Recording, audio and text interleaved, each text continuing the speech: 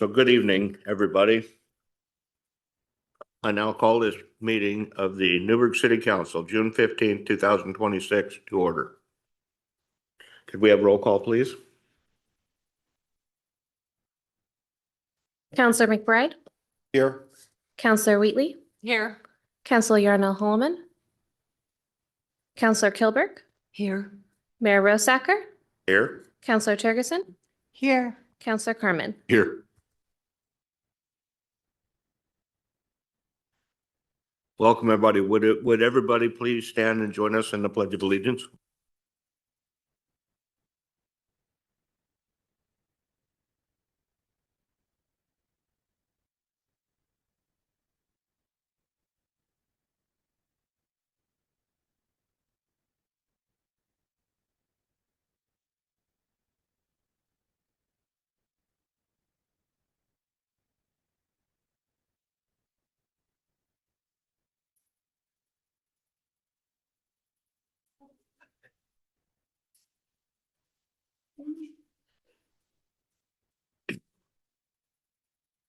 All right, our first order of business is the city manager's special report. Thank you, Honourable Mayor and Council. First of all, I would like to say that I owe a few words of gratitude to somebody who's in the audience this evening. And so I invited Alison to come to Council especially this evening because she is actually just in the next week stepping down from her role as our HR manager. I can tell you that it may seem an unlikely marriage to form between a Scotsman and an English lady, and people have remarked upon that. But when you have somebody of such incredible and sterling values as Alison Seiler, who had already retired, and a person who came out of retirement to help this city in its darkest moment, when things were in chaos, when our filing was shattered, we had no recruitment processes, and we were out of compliance in so many ways. For her to come out of her retirement to help us was remarkable. And so I just want to say publicly and on the record, thank you, Alison, for all you've done for us over all these years and for the huge changes that you've made to this city and how it works. It's been a great privilege. Thank you. very much.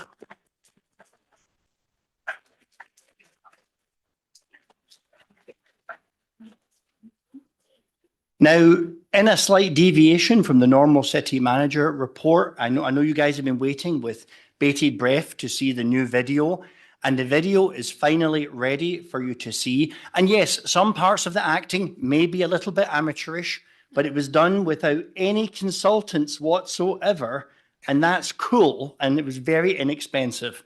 So this is the culmination of years of work on changing how every part of the city's financial system operates. And if people have been following along, even if it's from a distance, they might have noticed that there have been a lot of changes here.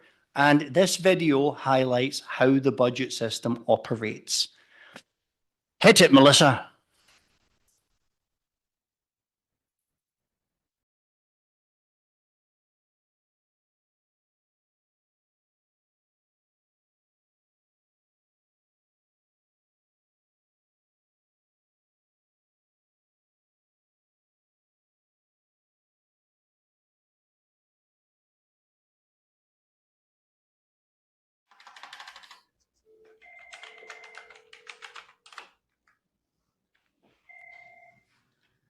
City of Newberg, this is Katie. Hey, Katie, your 3 o'clock appointment is here. Great, can you show them the way to my office? No problem. Thank you. Hi, Mr. Resident. Come on in and have a seat. How can I help you today? I need to know my water bill is so high. You need to fix this. You guys are wasting my hard-earned money. No problem. Let me take a look and see if I can help you out with this. Okay. Let me see if I can explain how it works with our city budget. Budget? I've got my own budget for my car and groceries. The city has a budget? Of course.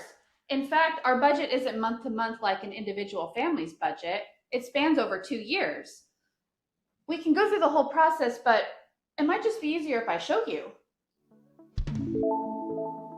The city's budget cycle is complex and involves a lot of decision making over the course of 2 years. Let's start in January of an even year. In January and February of an even year, the city calls together the Rate Review Committee to, you guessed it, review the rates residents pay. That committee hears staff proposals on rate updates, including increases or justification for not increasing a rate. The public is able to comment on the proposed rates package. Then the committee passes their recommended rates to the city council, who votes to pass the package or reviews them and passes them back to the committee for changes. The city council ultimately makes the final vote on the rates.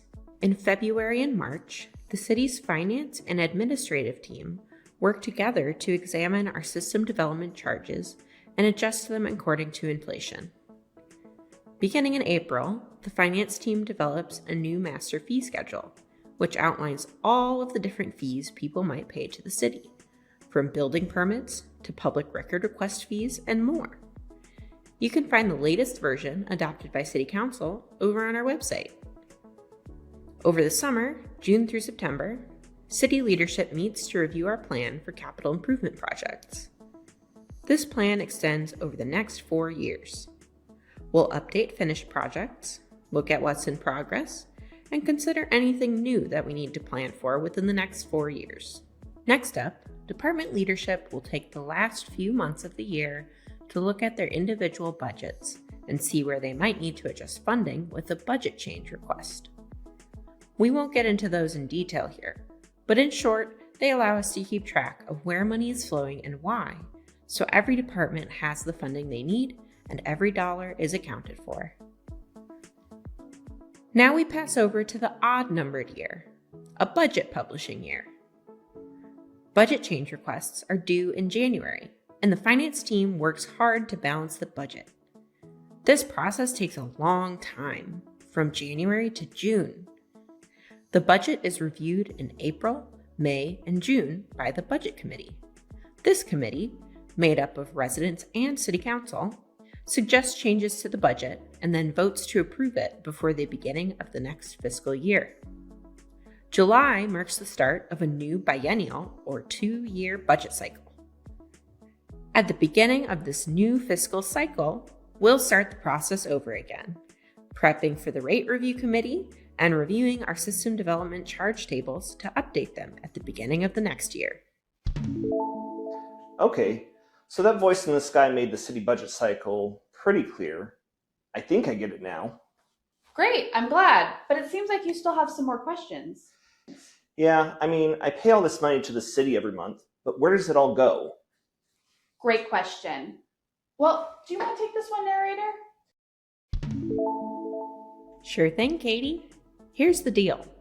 The city of Newberg provides services and infrastructure to Newberg residents, like water, stormwater, sewer, roads, a library, public safety, all kinds of stuff.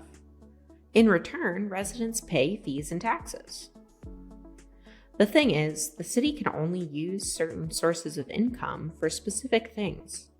For example, we can use the transportation utility fee funds to fix roads, but we can't use that same fund to fix our water treatment facility. That's the law. In order to provide all of the city's services, we rely on income from rate payments, property taxes, and more. They fix our roads, keep clean water flowing, fund our infrastructure projects, provide library services to our families, and make sure our city can run for years to come. Thanks for taking the time to explain all of this to me. You know, it's enough to do my own personal finances. It's kind of hard to understand how complicated the whole city's budget can be. We get it, and our staff is always happy to discuss the details with you. That's why they pay us. So, the budget committee. If I had some time next summer, how would I do it? That's a great question. Everything you need to know about our committees are on our website at newbergoregon.gov.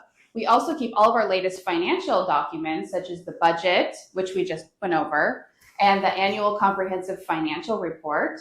Anybody can access them. Great. I'll go home and get started. Thank you, Mr. Resident. Let me walk you out.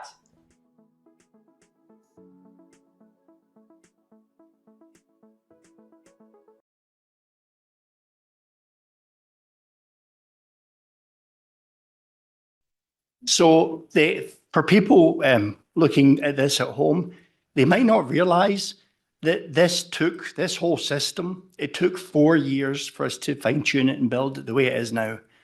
It didn't just happen overnight. All the parts on that, many of them are bespoke and they're entirely unique to this city. And Katie has done such an amazing, brilliant job guiding us through all these changes. And we think the way we do the budget right now is not only incredibly efficient, but it's a thing of beauty. Any questions for Katie or I about this? And I think does this answer the mail on helping residents understand?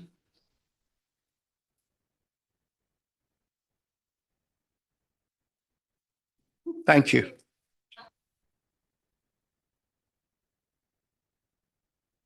And I'm sure Hollywood will be happy to know that their jobs are not in jeopardy.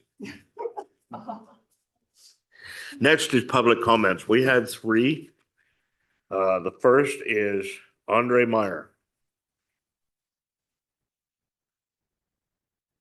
No? Well, the second is Kathy Meyer. All right, we have 1 public comment, and that is Herman Singleton. Welcome. Thank you for having me. Sure. Just press the button and the red light will come on and you're live. All right, now my public comment relates to issues regarding questionable morality and ethics. Of course, I'm a citizen. You know, I live in nearby Sherwood, and I was a candidate for a position here with the city. I was presented with an offer on a Friday afternoon, and it was rescinded Monday morning, offering no time to consider, no time to evaluate, no time to assess life-changing decisions and comparisons to how things were going to affect me and my family. I took seriously the actual values of Strive that you guys have posted on your website and that the city manager speaks so wonderfully about. But I do feel in that particular time that everything that I ran into or everyone that I came in contact with was great. I felt that there was a moment of intimidation when I was reaching out to the HR manager, and the HR manager didn't contact me, and I got a call from the city manager at the time. So I just kind of let me know that things weren't necessarily being followed to the letter of the true values and the principles of what the city intends to uphold. So that's pretty much my comments to just, hopefully impact that, and hopefully that you all really truly take it seriously, because I do as a citizen, I do as a person of color, I do as a person, as an employee, potential employee. My work consists of working for another jurisdiction, another city, another county. In the morning that I got the panic from the city of Newberg, I was on a OSHA inspection walk, leading an inspection walk through the Justice Center, and just didn't have time to give them what they wanted. And I was told that, Newberg does things differently. And I'm like, that's fine and well, and just leave it at that. That's it. Thank you. Thank Any you. questions? Thank you. All right.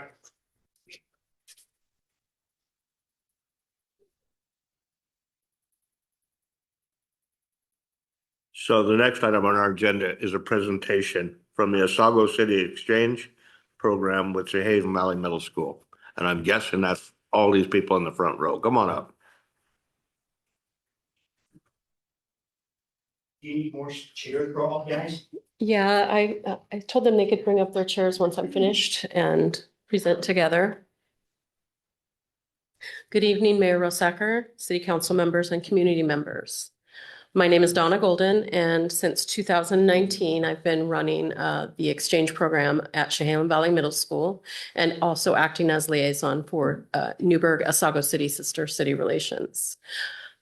This May, thank you, by the way, for giving us a few moments tonight to share our experiences with our sister school and sister city in Japan.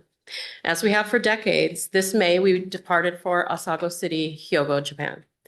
On Monday, May 11th, we were welcomed by the mayor of Osago City, as well as the superintendent of Osago Board of Education. Many other officials were present, including the president of the Association for International Cultural Exchange. Local media were present for this meeting, where we exchanged gifts with the mayor and superintendent. The mood was celebratory, and they made us feel welcome.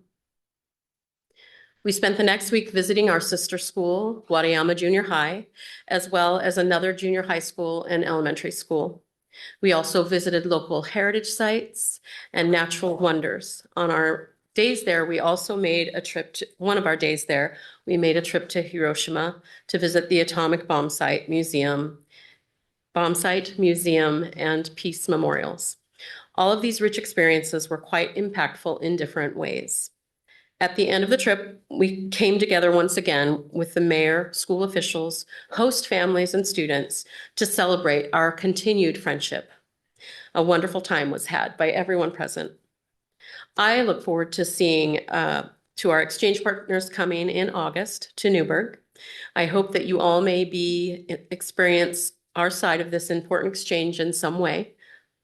We will keep you informed of the activities this week by sharing our itinerary with Rachel Thomas. Now, some of the students would like to share their experiences with you. Thank you.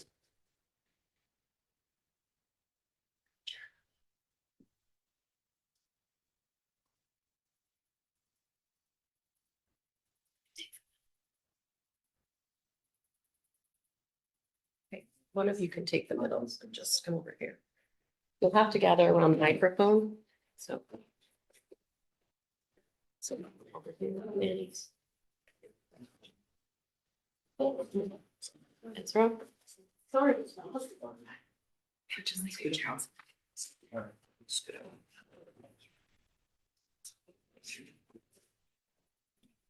See,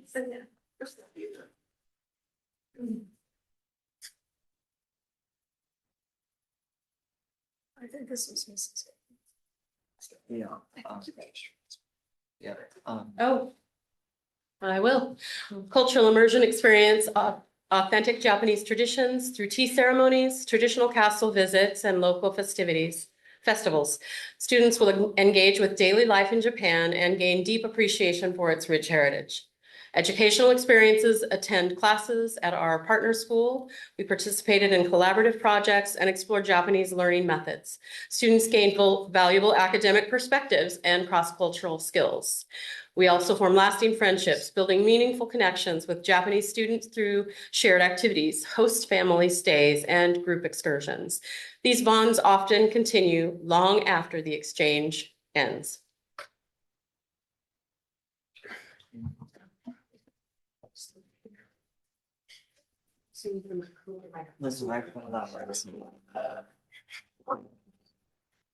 Hi everyone, my name is Danilo Cherry Lopez. I'm one of the delegates, and I'm going to talk about the after-school clubs that we attended. The first after-school club I attended while in Japan was track and field. During track and field, we did warm-ups, like the one you see in the photo on the right. I forgot what that was called, but yeah. Oh, I was about to. Then the first school we went to was Wadayama Junior High. Then the second school was Osago Junior High. During that club, I did volleyball. We also did warm-ups, and it was just a really good time, and everyone was very kind.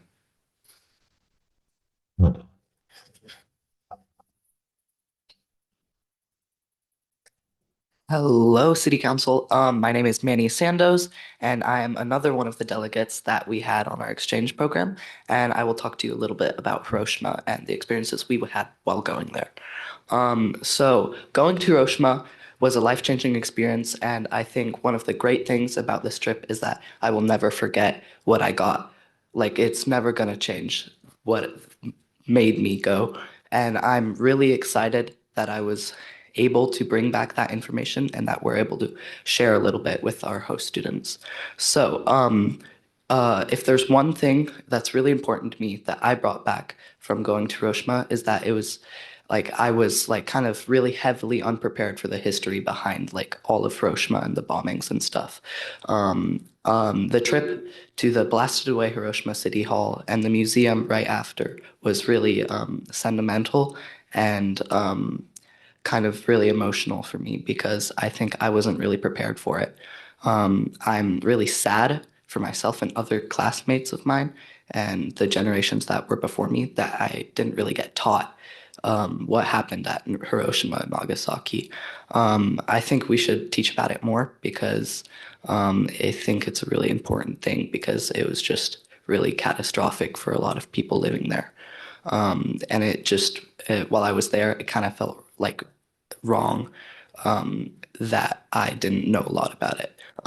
So and it was just kind of really emotional for a lot of us because it was really destructive. And I think that, yeah, for all of us, we all feel the same that it was really an emotional thing and that it was really good that we got to learn about it. It was really expressive for us because we didn't really get to feel those thoughts and feelings before. So I thank you for helping us go on this trip. Thank you. Any questions? Cool. Thank you. Hello, my name is Riker Bradshaw. From May 8th to May 18th, I got to go on the exchange trip, and it was an experience I'll never forget. I got to stay with a host family and explore a ton of new places and learn a lot about their culture. The trip showed me that some of the best learning happens like outside of classrooms and schools, and one of my favorite parts of the trip was the food and the culture. I got to make takoyaki with my host family, and it was a lot of fun, and I got to bond with them. Um, Neither of us really knew how to make it very well, and there was definitely a language barrier, but we got through it, and it was a lot of fun. Um,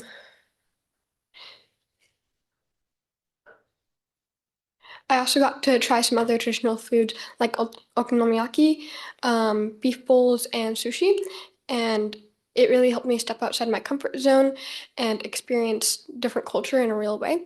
Trips like this are an experience that all students should get to experience because it teaches so much more than just a classroom and a textbook.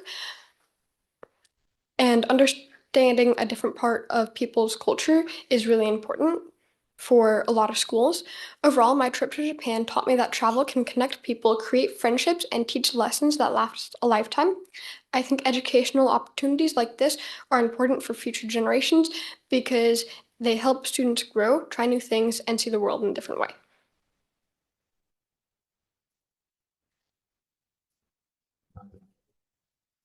Okay. Uh, Hello, my name is Ezra Shockley, and a couple of weeks ago I got to go on the exchange trip. This is like, okay. Yep, so during the exchange, every student gets paired with a host family and a host student from that family.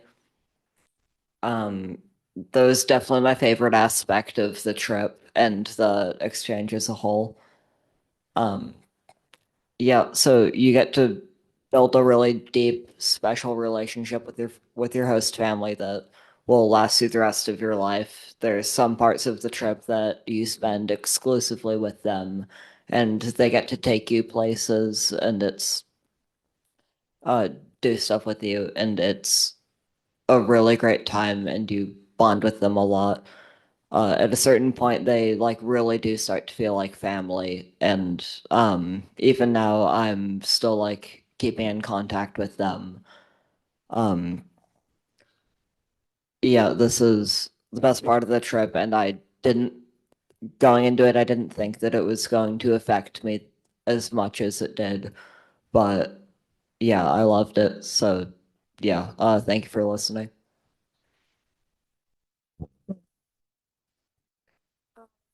Okay. Okay. Day trips. Some of my fondest memories were small moments where I just got to like get closer to my delegates, the teachers, my host family, and others that I met on the trip. We would take small day trips to Ikono, Himeji, Takeda, and Hiroshima. On these trips, we took trains, buses, cars. One of my favorite memories is learning Japanese traditional games on um, a Japanese bullet train. That was really fun. We also learned a lot on these trips about culture. I loved walking around Himeji City and seeing the local shops and just the residents in like just being like out and about, just the casual differences in our cultures. Um, I really enjoyed shopping with my fellow delegates.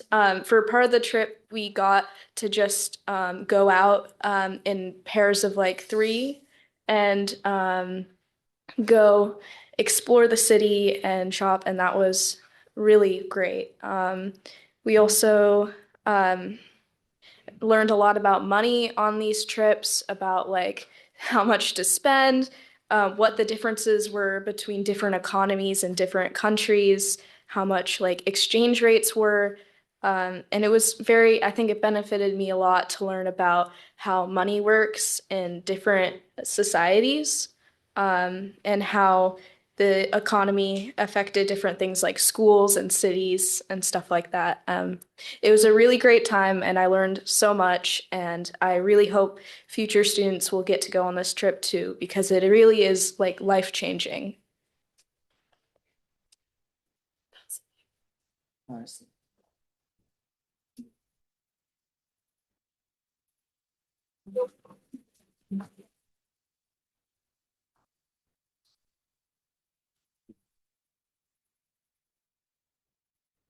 Just one more moment. Thank you again for your continued support. This tradition has been ongoing for 36 years as sister schools and 26 years as sister cities, and it's going strong, I'm happy to say, and I would like to see that continue. Before we go, we'd like to share a record of our exchange that was provided to me last week by one of my friends in Osago City. So I'm not sure where I could leave these, but anyone that would like a copy of the record, here it is.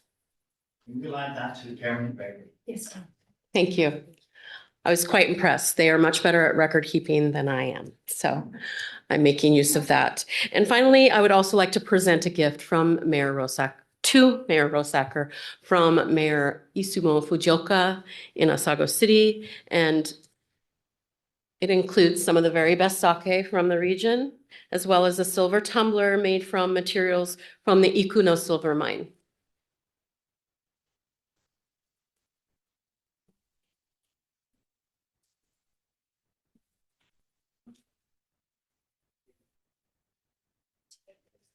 Arigatou gozaimasu.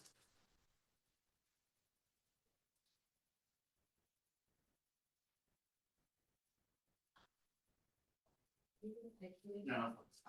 He doesn't want a picture. Thank you again. This is very similar to the gift that they gave last year. Just for the record, I don't get to drink the sake, and the silver, what do I want to call tumbler, thank you, belongs to the city, and it will be displayed in the city hall in the front, right alongside the other one. So thank you very much.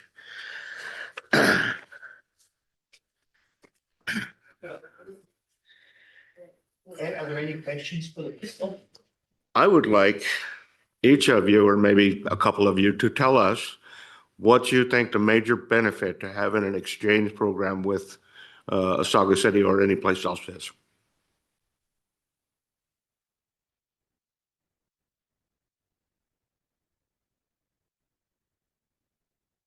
Okay, hey again. I think the biggest benefit that me and some of my fellow classmates received was the was the differences. I think it's not when you go to someplace similar, it doesn't really push your boundaries as much. And I think going to these exchanges and having the Japanese kids come here is really horizon opening for us. And I think that it just really helps our borders expand for knowledge and culture and all of the other things involved in this exchange program. And I just want to say that I think for me, that's the most important part. And one of my favorite parts is because I get to learn something completely new. Stay right there. Maybe some of the other counselors have questions for you? Yes. So I have a couple of questions. Mhm. Has this experience opened up an interest in maybe doing a future exchange program, either like in high school or maybe college, or even just traveling in general? And if so, where?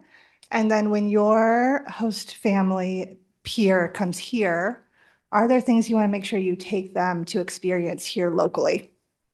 Okay, so yes, I just want to say not only does the culture and like just place of Japan make me want to go back, but I miss my host family so much.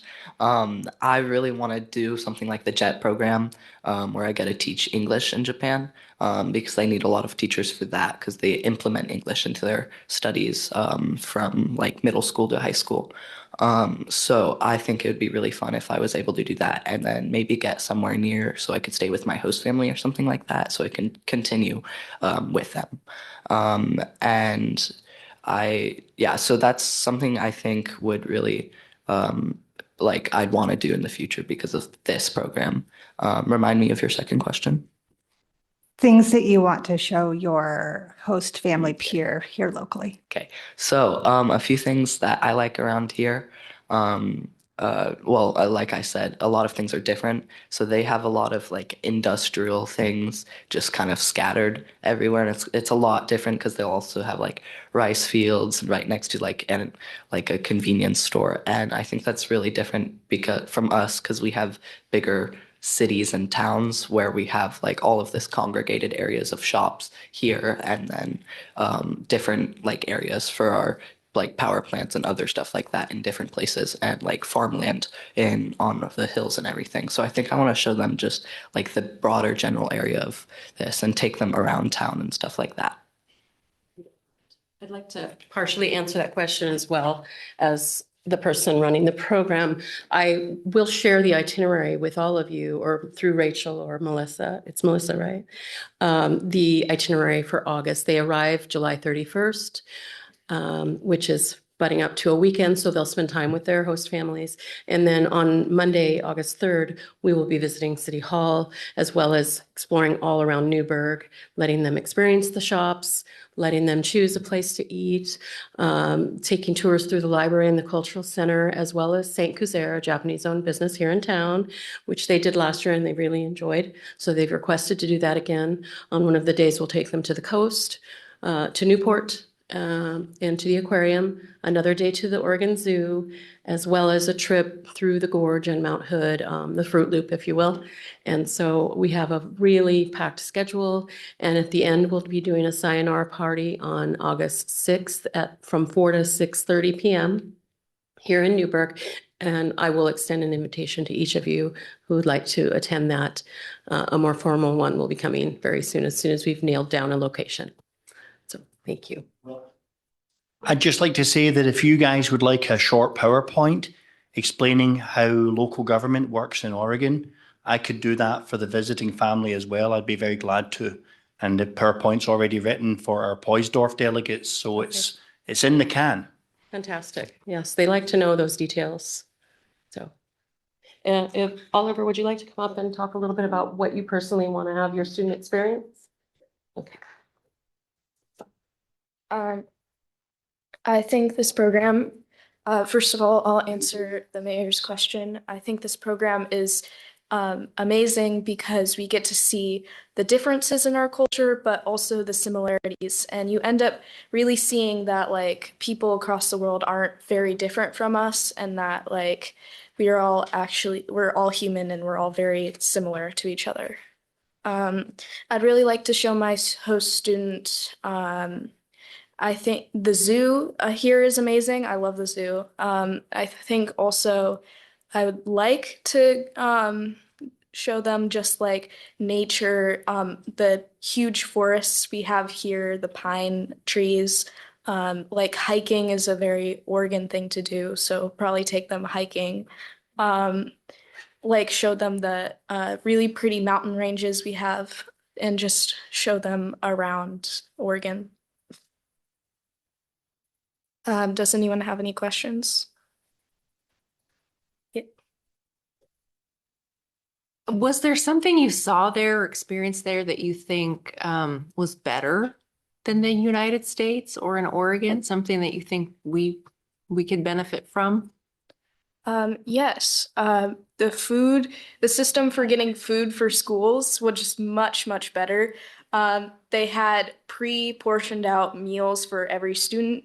They also had a nutritionist in the they have like a nurse which keeps track of like allergies and stuff. And they have, the meals are very like, there's very little garbage that comes out of the meals. The only thing that you will throw away is your milk carton, and they will flatten it down and put it very compactly into a trash can. It's also very like nutritionally healthy. A lot of rice, vegetables, some sort of fish usually. We had curry one of the days. That was really good too. To piggyback on her question, did you see, was there a noticeable difference in the amount of respect between the two cultures, their culture and our culture? Yeah, I think at the schools, kids were definitely more respectful to like their teachers, but I also saw a lot of similarities when they were away from their teachers to our like kids here. So there's definitely a universal like, yeah, universal experience there. Yeah, especially with the younger children in the elementary schools. They knew 6'7". They like knew a surprising amount of American like memes and culture. So that was pretty funny. They really like everyone was super nice. Generally, it's not like everyone was just so over the top, like really polite, really nice. Their culture is a lot about respect and like being respectful, being kind to others, stuff like that.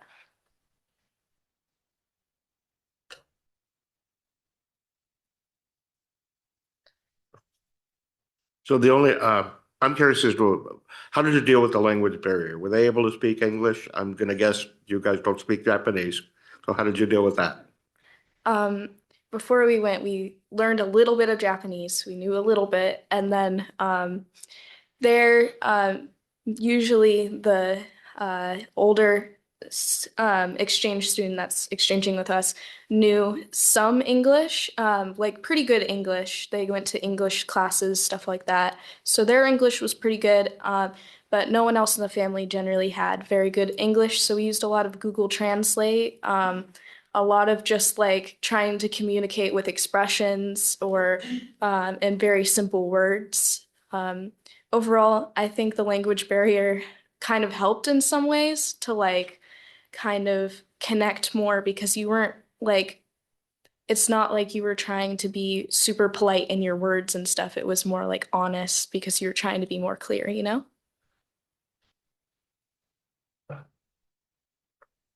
Thank you very much. We're glad you enjoy the trip and looking forward to meeting them when they get here in August. Thank you. Thank you.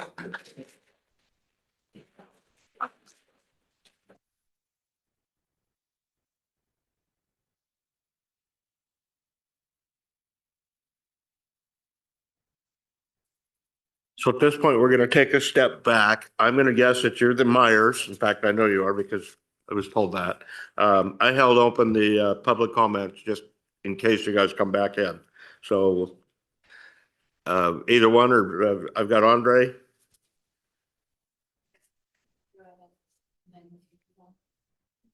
that all right? That'd be fine. Thank you very much. Welcome.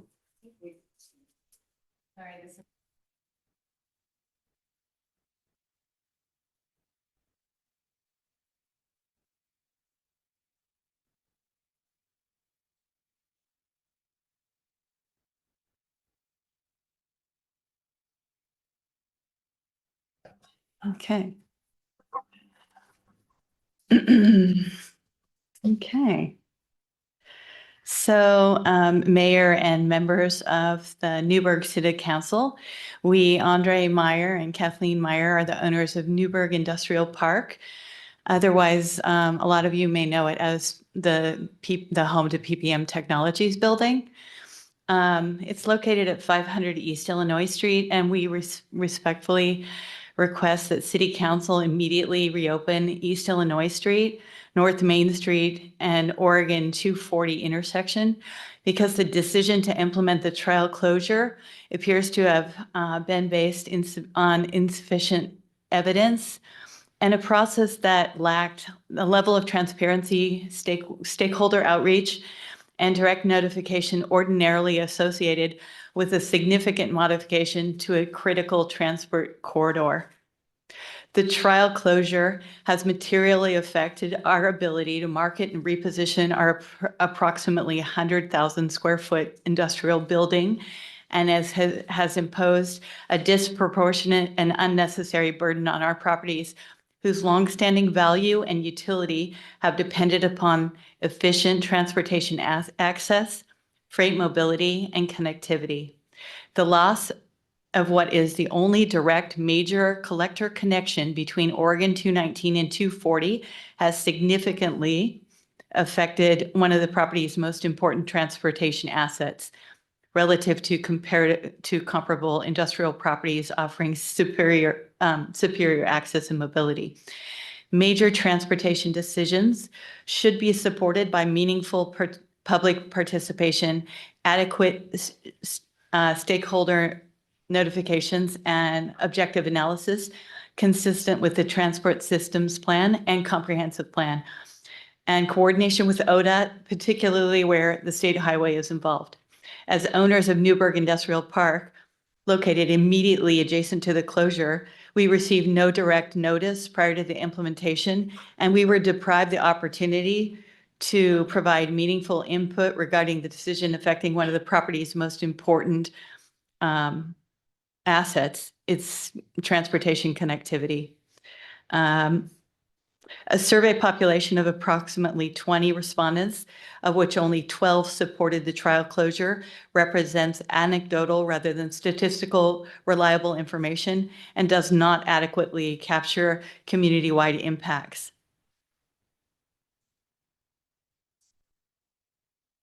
Sorry, we edited this quite a bit.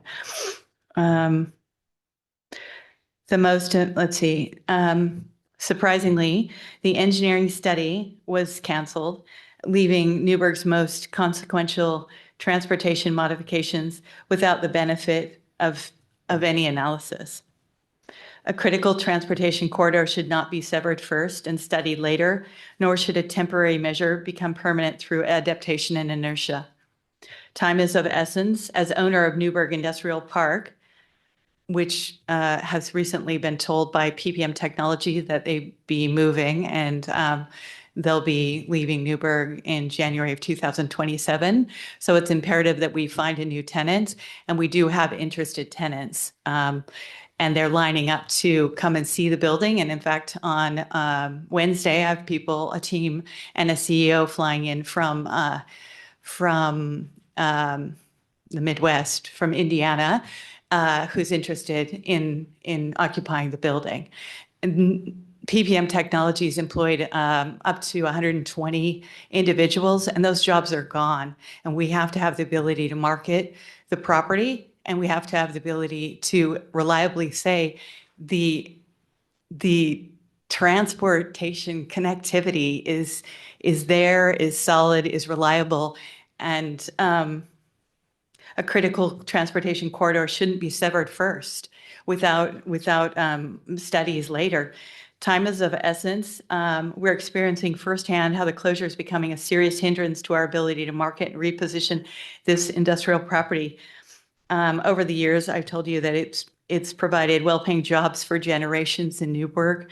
And every day the trial closure remains in place, it places a risk that prospective tenants and purchasers will look elsewhere, that further jobs, investments, and economic opportunities will be lost.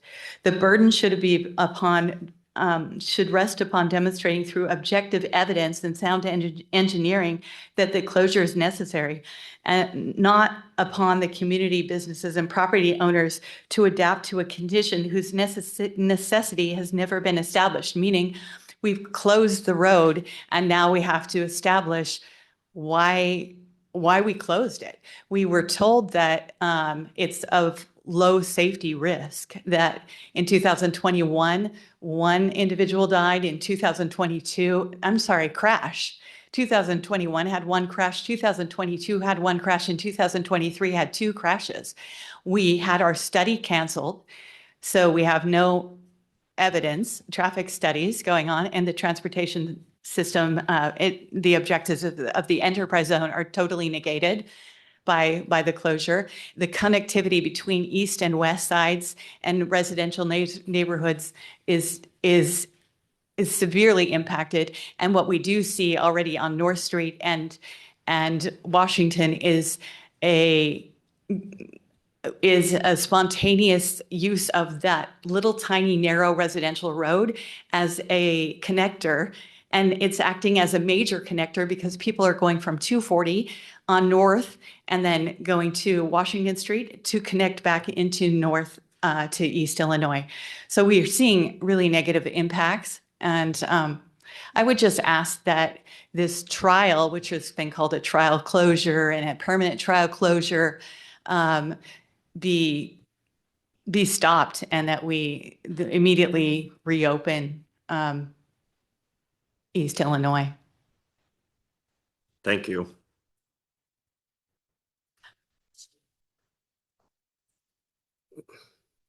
Okay.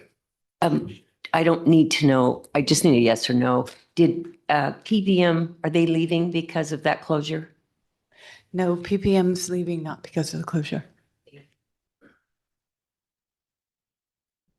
Thank you. We typically don't start a conversation this way.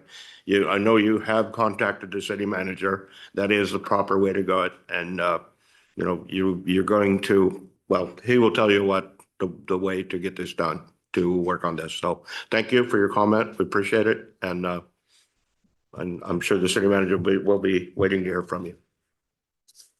I think they should follow up on that. All right, the next item on the agenda is a waste management rate increase.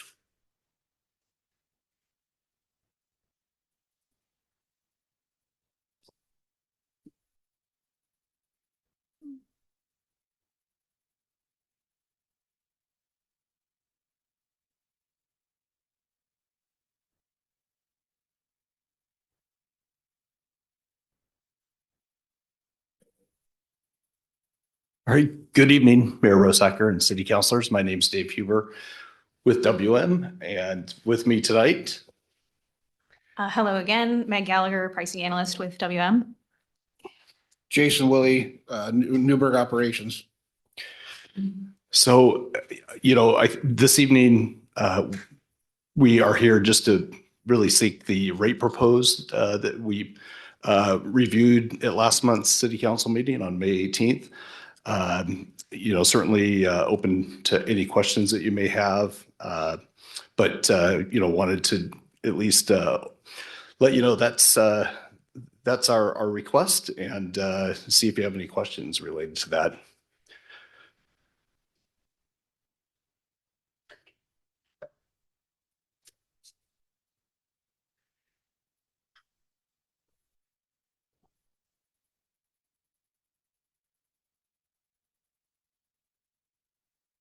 It appears there are no. Oh, Mike, go ahead. So I was just curious, do we have any information that tells us how many new subscribers you've had since the last time that we talked about this, talked about an increase? How many people have hooked up that has brought in additional revenue? Yes, thank you, Counselor. If on the rate review report that we submitted, it does show that number, and it's So for example, for the residential customer base, in 2025, we had 6,712 customers. And then in 2026, we have currently 6,731 customers. So there is a little bit of an increase. And I know sometimes that might feel less than what the city is growing, but that really, because there is quite a bit of growth in the city. However, that just tells you how many customers have, requested to have service with us or canceled, throughout that 12-month period.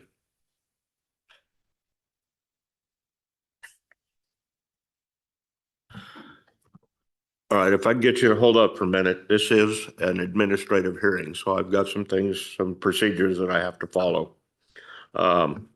So this is an administrative hearing. The hearing is to consider rate review or rate increase for waste management.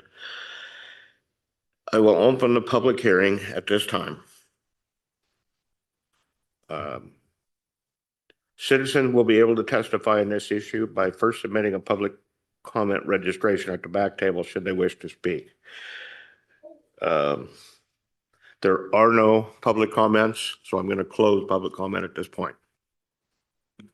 So at this point, council, we need to declare conflicts of interest or absentations. Does anybody have any information that they need to share? All right, great. So now we're back to the presentation. Thank you very much. And is this the staff report or is a staff member going to speak? Well, there was not really any additional staff report other than we did put on one of our resolution sheets some data showing what the rates would be again. And really it's a matter for council to deliberate. So I have closed the public testimony. Recommendation from staff is to determine whether or not we want to raise the rates per the ingredient. So do you have any more information to share with council? No, not at this time. I think, again, we appreciated the time last month to give our annual report out and appreciate that opportunity to give the comparison of rates to other municipalities. And we're proud of our services here in the city of Newberg. And we want to continue that partnership with the city as we move forward. So that's it. All right, thank you. At this point, I'm going to open the floor for council deliberation. Elise? I'm going to support the rate increase tonight. I love working with your team. But since the last meeting, it has been reiterated to me from a number of residents of what I brought up of service. And I'm going to say it again. I understand large scale corporate organizations and the realities that come with them. There are pros and cons. We are seeing the pros in our rates, frankly, if you look at the region. That said, the service is not great. It's when we call the number, you wait on hold for a long time.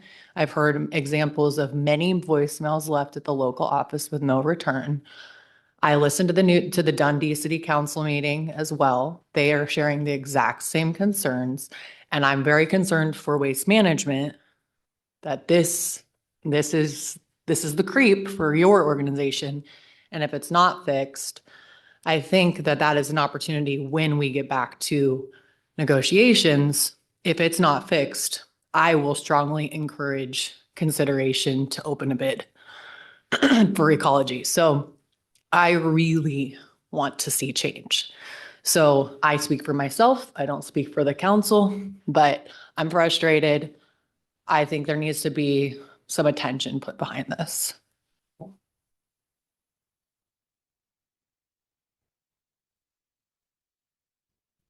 So I think I echo your sentiments about the service. And I had a family member sit down there this morning for 2.5 hours before she had a chance to go in and just do a simple dump with things that she had in her van.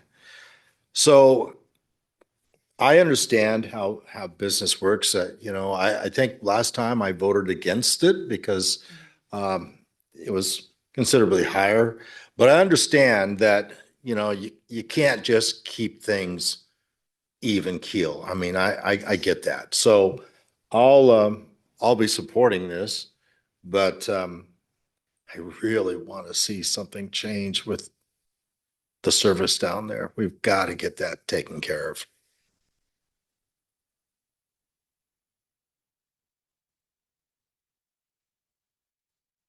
Could we get an update on where you are with Yamhill County and your permit to expand to your lot next door, how that's going?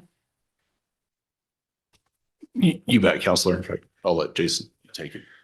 We should hear back anytime from Yamhill County. His DEQ right now is our holdup. Every day I get a new email asking for more information for them to approve our waste permit for the expansion. And DEQ has another 4 months to approve or deny it. I have a question based on that. My understanding was that is just to get people off the road. That's not going to increase capacity. Am I incorrect? Yes, you're correct.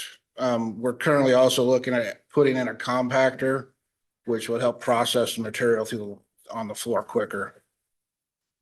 So we go from top loading trailers to compacting, which would speed up the time it would take to get the floor cleared, which therefore we can put more people up on the floor to dump at one time without running as much heavy equipment up there. So two things. Is there any possibility that the council could write a letter to DEQ? I mean, I'm sure that will go into an ether of nowhere, but could we attempt it and try to CC in Representative Sharp or Senator Starr or someone to get some traction behind it? And then secondly, when is our contract up for negotiations? I don't recall the precise month, but it's 2028. Okay. So, I mean, the urgency to express to your corporate leadership of the compactor is essential for the upcoming contract negotiation. Because to Councilor Wheatley's point, that really does us nothing to get that land approved by DEQ and the county if it's not going to decrease wait times. So.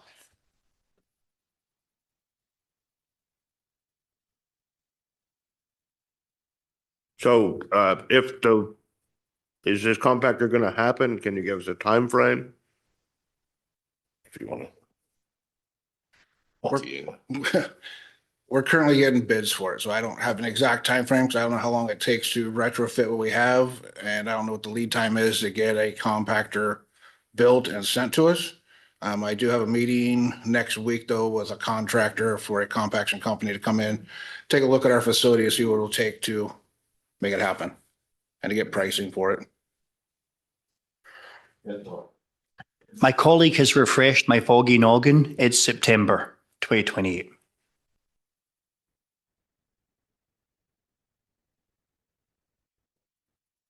So I think Councilor Elise has a really good point. And is there a specific person that if we were to get a letter together and we could have James help us on that, maybe we ought to find out who a specific person is that we could send that letter to. Whatever we can do to help you guys is exactly what I think we ought to be doing to get this resolved. And so.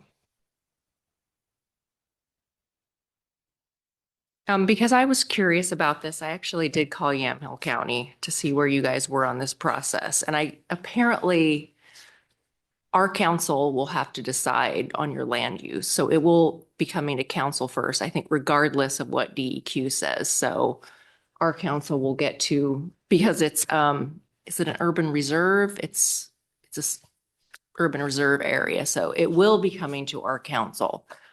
So that's what I heard. So it's not necessarily all DEQ.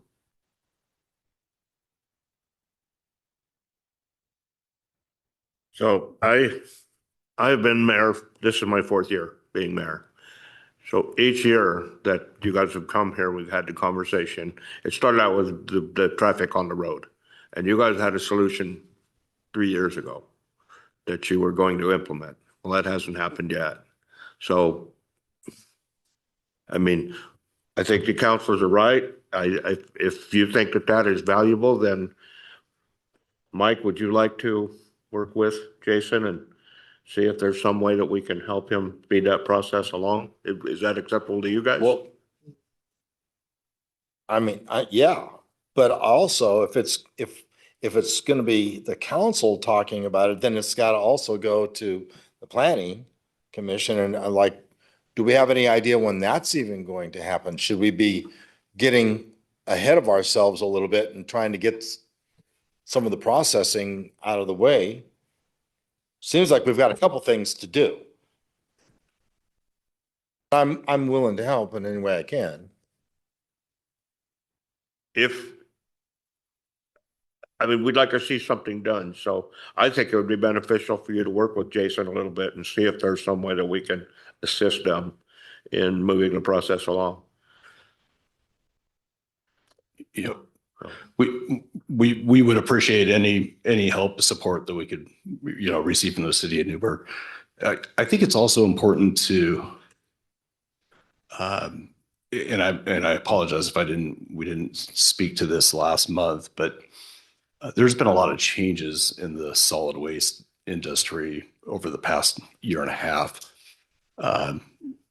So Covanta, the incinerator down in Brooks, shut down.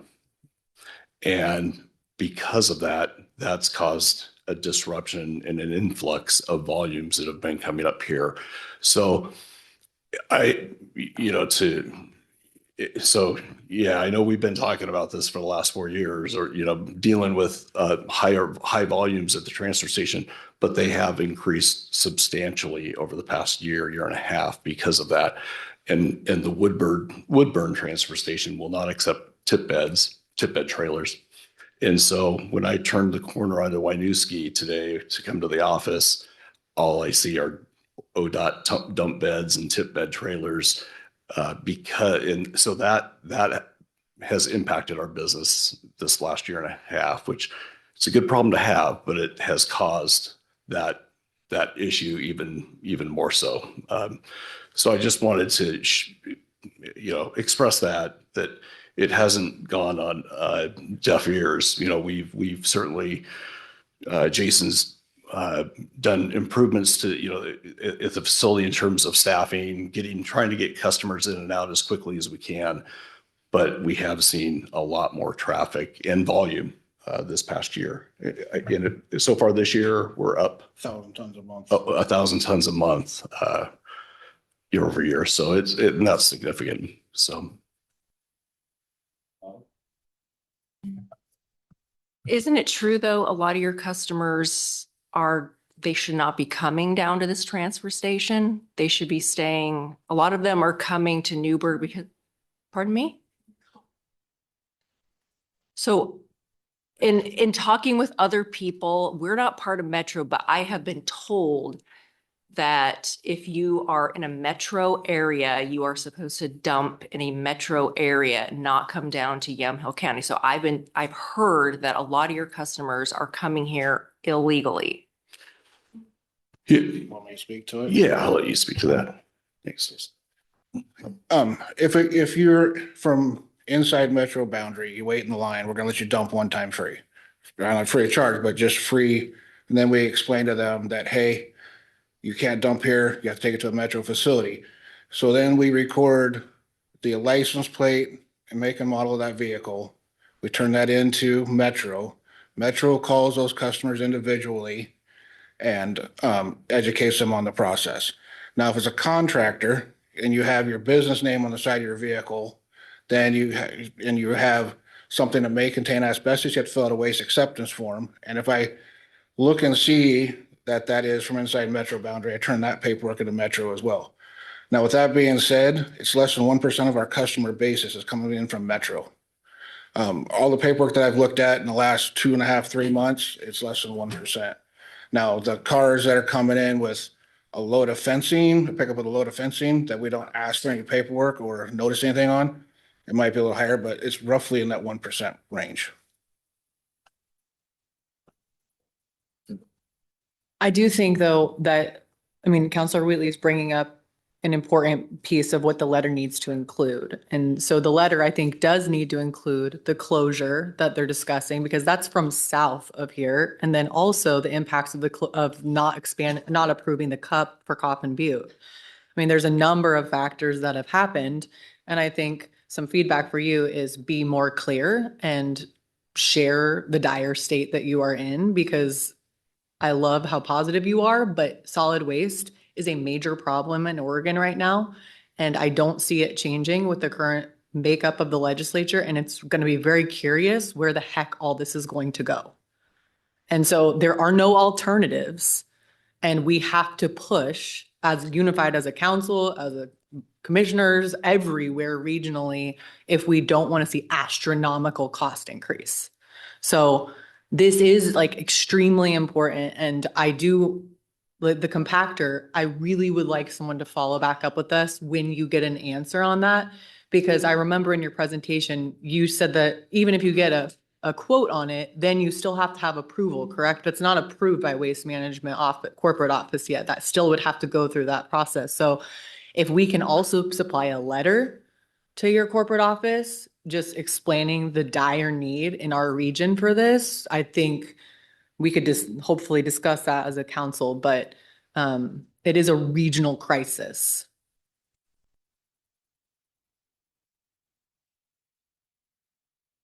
Well, I'm sensing some action that needs to be taken on by staff here. You're picking up on this, right? I'm picking up what you're putting down. All right, let's get back to the business at hand, which is the rate increase for this year. Is there any further discussion from council? If not, it's time for somebody to make a motion. We do not have to read this by, we don't have to read it by title, just That's correct, Mr. Mayor. No need to read by title, just moving on. Resolution number 2026-4033. And I defer to you, Mr. Mayor, as far as whether you want to take a roll call or a voice vote after that motion is presented. I move we approve resolution 2026-4033. I'll second it. It has been moved and seconded to approve Resolution 2026-4033. I'll now take a vote on the motion, a voice vote. All of those in favor, please signify by saying aye. Aye. All opposed? Oh, Robin, did you have further discussion, or was that your vote? Okay. All those opposed, please say nay. The motion does pass unanimously. Are we good? Thank you. Thanks, guys. Thank you. And we appreciate the collaboration working with us as we look at improvements there at the transfer station, and look forward to working with you, and we'll reach out too on our end if there's anything that would help support those things that we talked about. I think I can speak for council saying that we appreciate that as well. I mean, it is getting to the point where this looks bad on both of us, the city and Waste Management. So, and thank you.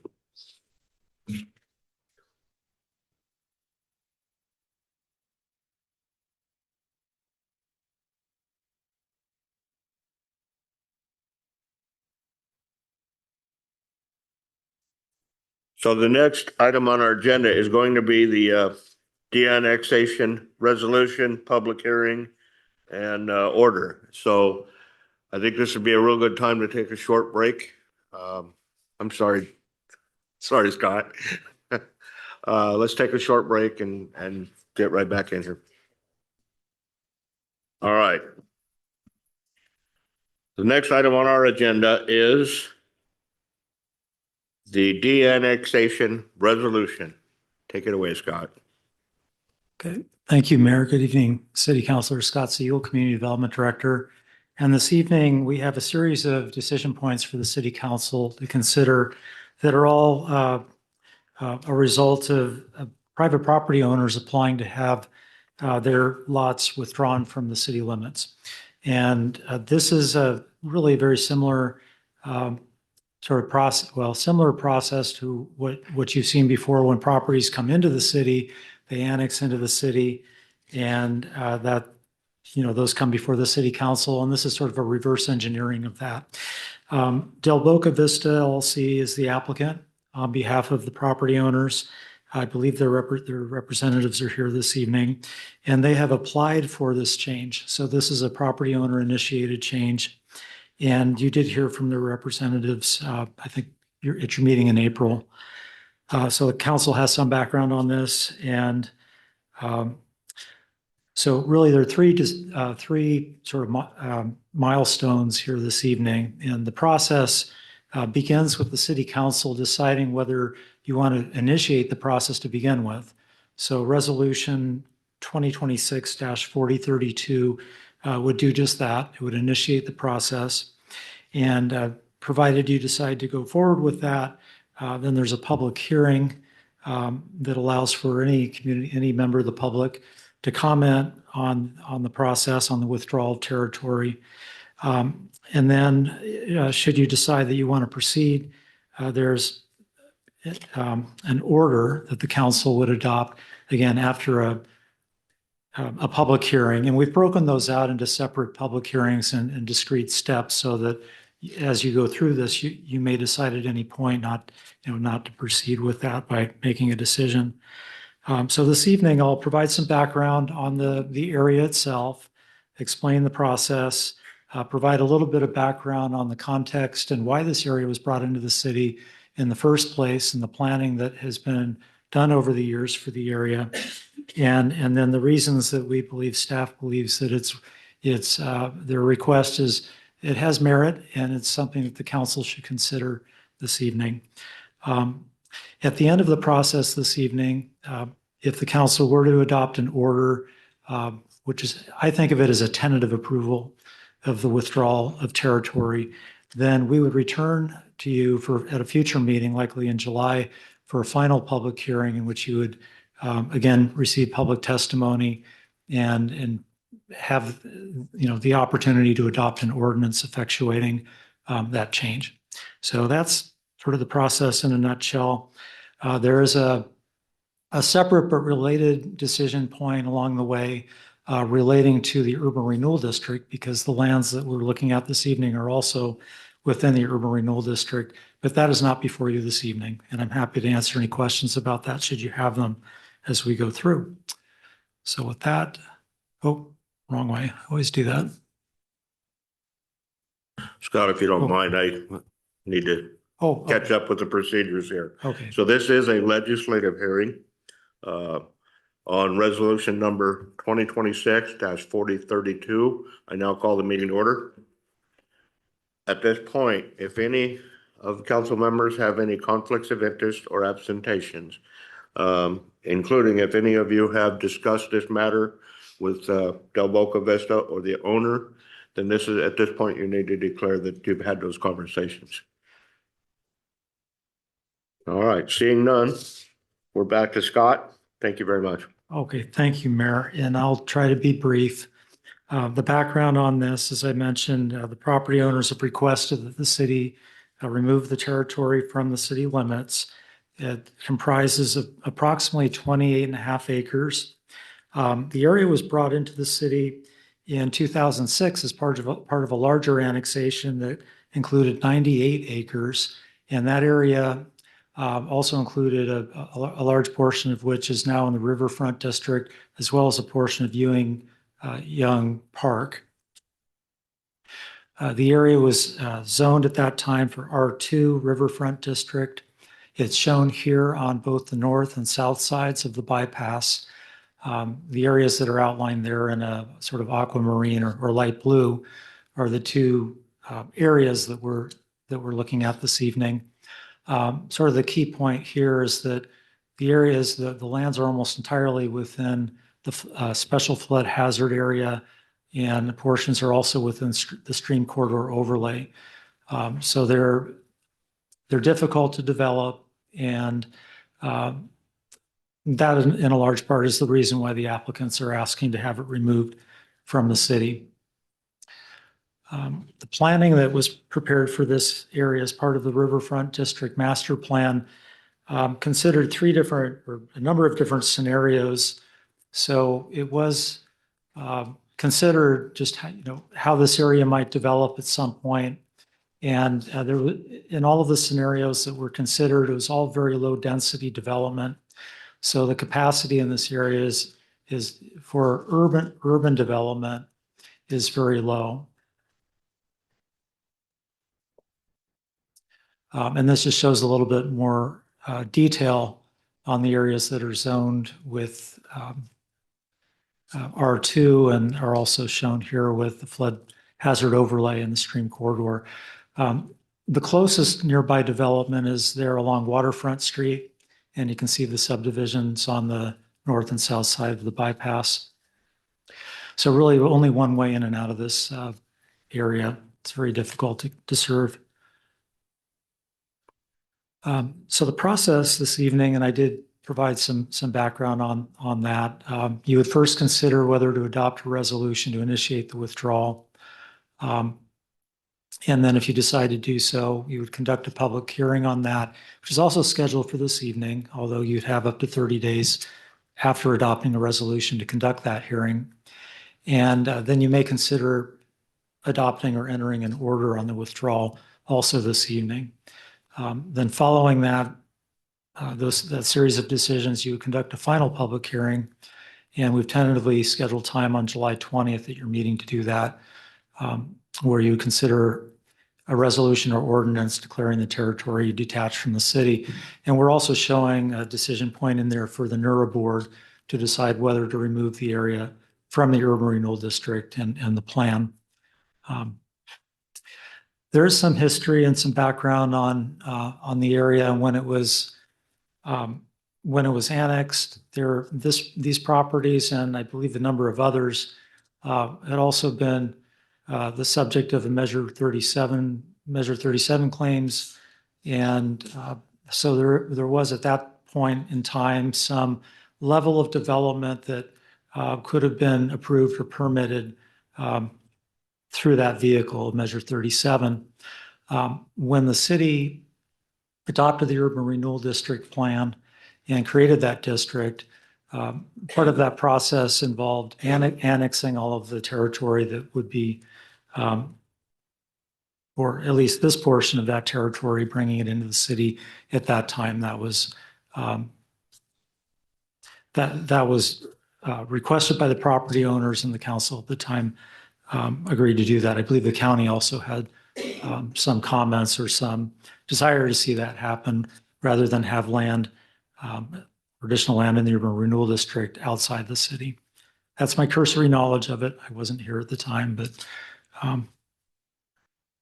the process this evening, or the process up to this point, we have referred this application to the county. They've responded back that that the sites would revert back to the previous county zoning prior to annexation, should the area be removed from the city. We've, I think, checked this with finance, and there's no outstanding debt for these lots within the city. But the withdrawn area would be remain subject to any bonded or other indebtedness that existed at this time. As part of the process, we've discussed with the property owner or their representative that if the area is approved to be removed from the city, we would recommend, and you would ask them to sign a non-remonstrance agreement or other contract regarding the removal of the land, so that if you were to remove it from the urban growth boundary, there wouldn't be any, they wouldn't contest that. There would also perhaps be a Measure 49 waiver that we would recommend that they also sign, so that there's no claims in that way with the city. And just by way of background, the assessed values for these 4 lots are shown here. And we've also discussed with this council the Senate Bill 1537 urban growth boundary process. And with respect to the de-annexation, the area that would be removed from the city would give the council an option, should you choose to do so, to bring land into the urban growth boundary that's equivalent to the area that you're removing under the Senate Bill 1537 procedure. You could choose that land swap option, or you could choose the other one-time urban growth boundary expansion option that Planner Dingwall has presented to you previously. So both of those options would be available to you. By removing land from the city limits, and later, if you were to remove the territory from the urban growth boundary as well, even if you did not choose to exercise that land swap, removing that land from the urban growth boundary would create a deficit, if you will, or possibly provide a basis for adding land elsewhere that could be used more efficiently, that could actually be developed at urban densities. So, we're keeping an eye on that as we're moving through this process, because it does change the city's land inventory. And the staff recommendation is to adopt Resolution 2026-4032, declaring that it is your intent to change the boundaries of the city by means of withdrawing the territory. That concludes the staff report.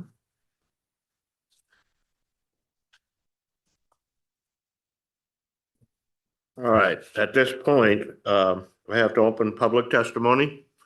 We've had nobody sign up. Is everybody in agreement with that? Yeah, we can answer questions. All right. All right, so now I'm going to close public testimony.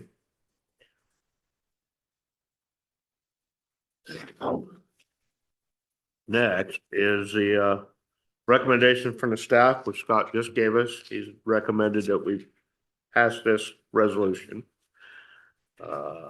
So there's time for council deliberation. Does anybody have any question, any comments on this? Go ahead, Robin. I am still a little confused on the land swap. So it's how many? It's 28 acres. So if we de-annex that, supposedly we could annex 28 acres somewhere else, but then that would also count towards a Senate Bill 1537. So that would cut into that land, or is that completely separate? Yeah. So the first decision point is if you were to de-annex it, and then the next decision point would be if you were to remove that area from the urban growth boundary. So let's just say that the council decides to remove it from the urban growth boundary, then you could use the Senate Bill 1537 process to bring in an equal area into the urban growth boundary, as long as it's zoned at a density that's equal to or greater than what this area was zoned for. So it does provide that option for, is that your question, Councilor Wheatley? Well, I think so. We already have an application in to participate in this Senate bill, correct? I guess is that going to affect that, or is it part of it? Yeah, thank you. That's a good question. So the solicitation that's out currently for the one-time urban growth boundary expansion is not for a land swap, but it is for adding land to the urban growth boundary.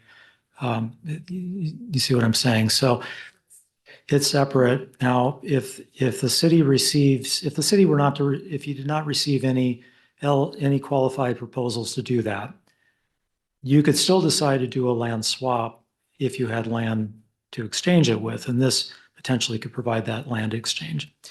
If, on the other hand, you receive qualified proposals under that expansion RFP, you could still decide, you could look at those proposals and you could say, well, we're not going to accept any of those. Instead, we're going to take this other pathway and do a land exchange. So all of those options remain open until you choose one. And once you've chosen one and you decide to move forward with that, whether it's the one-time expansion or the land exchange, then the other option is off the table under the legislation.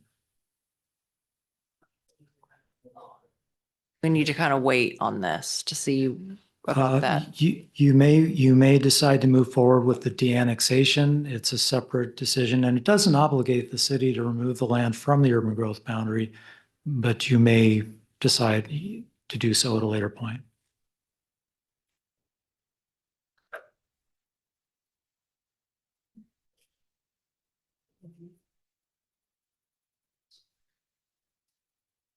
All right, if there's no more deliberation, would somebody like to make, yes? I move that we adopt resolution 2026-4032. Second. Oh, All right, it has been moved and seconded that we adopt resolution number 2026-4032. All in favor signify by saying aye. Aye. Aye. All opposed, say nay. The motion passes unanimously. So that moves us to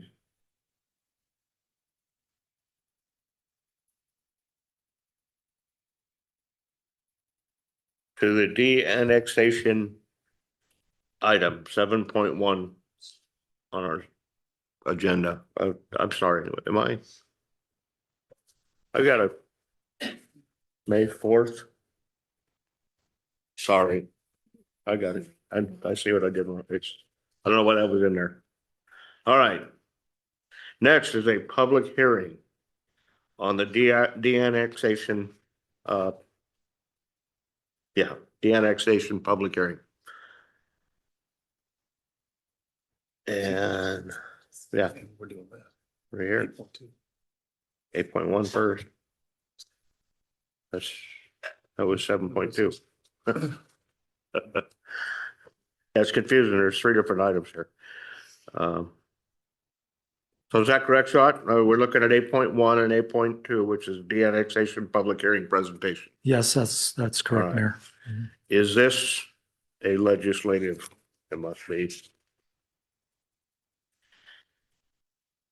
Oh, this is just a resolution.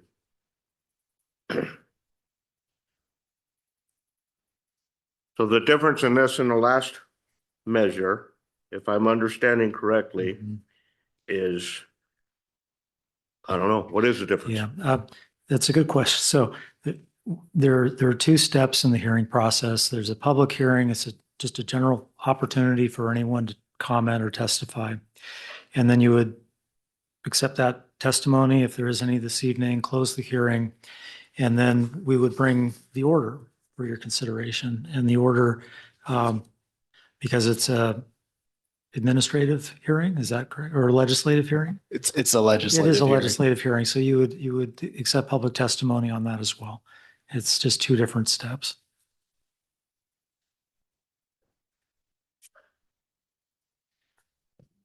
Please, I'm confused now. This is a legislative hearing? Or 8.2 is the legislative hearing?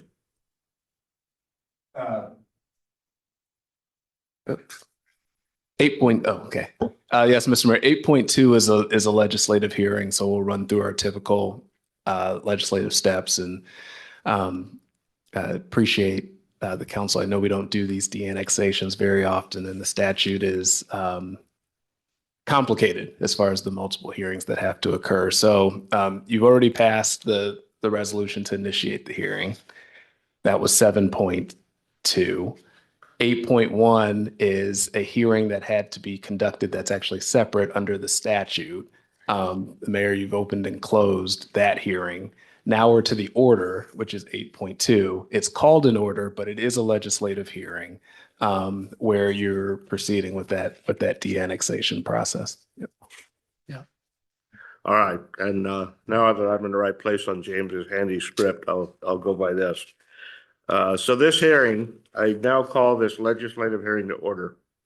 This hearing is to consider whether the Newberg City Council still favors the withdrawal of the territory pursuant to resolution number 2026-4032 and fixing a time and place for a final hearing on the withdrawal. At this time, I will open the public hearing. Citizens will be able to testify on the issues and should submit a public comment registration at the back table. Do any of the members of this council need to declare a conflict of interest or abstention? We've already been there. All right. So yeah. So we'll now hear a report, is this different than, go ahead, Scott. Yeah, thank you, Mayor. Thank you for bearing with us. So the council has adopted Resolution 2026-2043, declaring that it is your intent to change the boundaries of the city by means of withdrawing territory. And you did provide an opportunity. You opened a public hearing. There was no testimony from the residents at large in order to be heard on the question of withdrawing territory. Excuse me. So ORS 222.460 subsection 5 requires that after receiving testimony or providing the opportunity for testimony at a public hearing, the legislative body of the city may alter the boundaries described in the resolution to either include or exclude territory. If the legislative body still favors the withdrawal of territory pursuant to the resolution as approved or modified, it shall enter an order doing so. The order shall set forth the boundaries of the area to be withdrawn and also fix a place and time for a public hearing on an ordinance finalizing the de-annexation not less than 20 days or more than 50 days after the date of the order.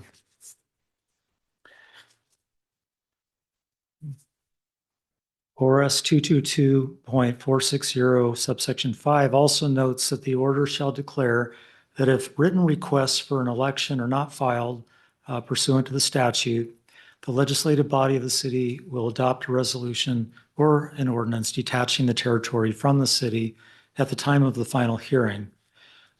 So this evening, staff is proposing on July 20th, 2026, the council will conduct a final hearing on the withdrawal of territory. And we would also recommend, based on input from city attorney's office, that we also bring an amendment to the NURA board to consider removing the territory from the urban renewal plan. So those are future actions. But this evening, you have taken the necessary steps by conducting a public hearing and adopting a resolution initiating this process, that this evening, we do recommend that you adopt order number 2026-0047, declaring that the Newberg City Council still favors the withdrawal of territory pursuant to the resolution and fix a time and place for a final public hearing on the withdrawal. So at this point, I'm going to open the public testimony. There is none, so I will also close the opportunity for public testimony. All citizens will have an opportunity at the July 20th meeting to make any final comments they have. All right. So now we open the floor to council deliberation. Would anybody like to speak on this matter?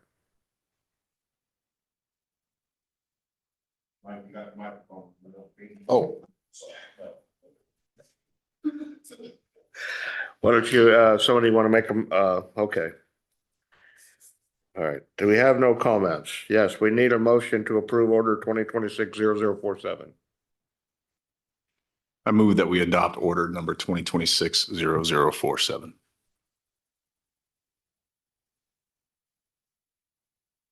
Second.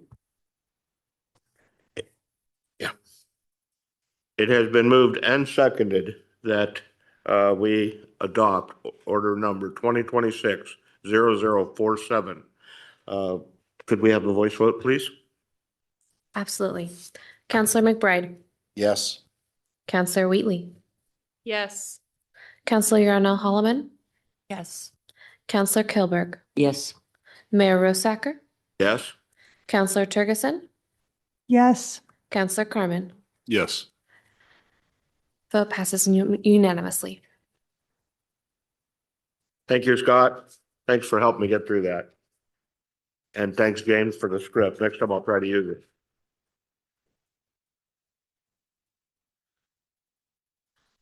All right. So now we're down to new business, our library internet policy. Thanks, guys. Good to see you.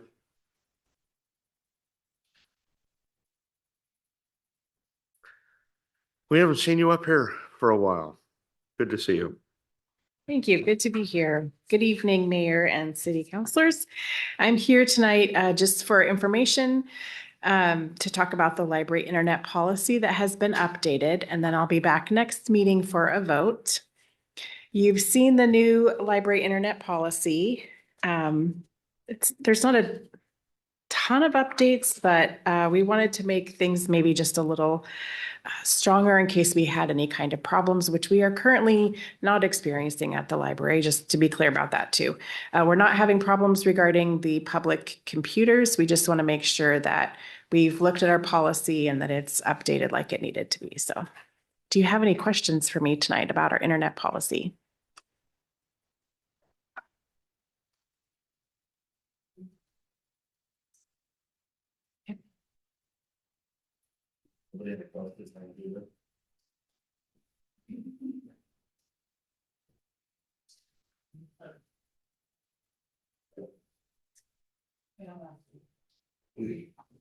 What was the major thing you changed? So we updated the language, first of all, because we had words like World Wide Web and, this kind of time. I'm not sure if it did, but there were a few places where we thought, oh, this needs to just a little refresh, right? And then we also have updated our library courtesy policy in the meantime. So we talked about that. We also have a tech help form that people can use if they're coming to the library and they need more than about 15 minutes worth of help. Then they can make an appointment with a staff and we'll look at what they're requesting and pair them with a staff who, most of the time it's not very difficult questions for us to answer. So there's a wide range of staff who can help people with their questions. So so just updated those things. How many folks come and use the public workstations on average? That is a great question. So last year it was, about 5,000 for the entire year. So we have a little more than that come in and use just the Wi-Fi, connect to the Wi-Fi. So public computers are not being used nearly as much as they once were, but we still are helping quite a few people on the computers. And we do a lot of troubleshooting with people. We have people who are using the computers. There's a lot of people applying for jobs on the computers. And then we'll have people who come in with fairly low computer skills as well. And so they need us to help them, get onto their email. I'll tell you this, two-factor authentication is I am not a fan with the public computers because people do not remember their passwords. So that has been that's been a little tricky. So we're navigating that, but yeah.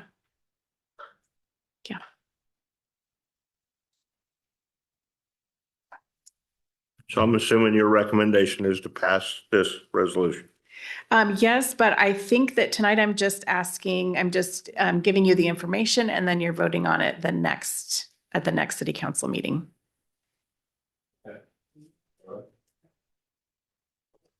Does anybody have any more questions? Thank you very much. All right, thank you. We'll see you next meeting.